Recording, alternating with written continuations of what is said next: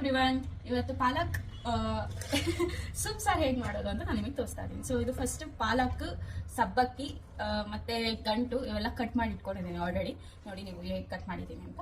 ಇದ್ರ ಜೊತೆ ಒಂದು ಕಪ್ ಆಗೋಷ್ಟು ಬೇಳೆ ಥಿಕ್ನೆಸ್ಗೋಸ್ಕರ ನೀವು ಎಷ್ಟು ಬೇಕೋ ಅಷ್ಟು ಹಾಕೊಬೋದು. ಸೊ ನಾನು 1/2 ಕಪ್ ಹಾಕಿದ್ದೀನಿ. ಒಂದು ಈರುಳ್ಳಿ, ಇದು ಹುಣಸೆಹಣ್ಣು, ನೀವು ಹುಣಸೆಹಣ್ಣು ಬದಲು ಟೊಮೆಟೊ ಕೂಡ ಹಾಕೊಬೋದು. ಸೊ ಹುಣಸೆಹಣ್ಣು ಇಷ್ಟು, ಮತ್ತು ಇದೊಂದು ಸ್ವಲ್ಪ ಜೀರಿಗೆ ಪ್ಲಸ್ ಅರಿಶಿನ ಪುಡಿ ಇದೆ. ಅದಾದಮೇಲೆ ಇದು ಗಾರ್ಲಿಕ್ ಸ್ವಲ್ಪ ಇದೆ. ಇಷ್ಟು ಹಾಕೊಂಡು ಕುಕ್ಕರ್ ಮುಚ್ಚಿಕೊಳ್ಳಿ ಅಷ್ಟೇ. ಈಸಿ ಆ್ಯಂಡ್ ಸೂಪರ್ ಡೂಪರ್ ಸೊಪ್ಪು ಸಾರು ಮಾಡೋದು ಇಷ್ಟ. ಇದಕ್ಕೆ ಸ್ವಲ್ಪ ನೀರು ಹಾಕಬೇಕು.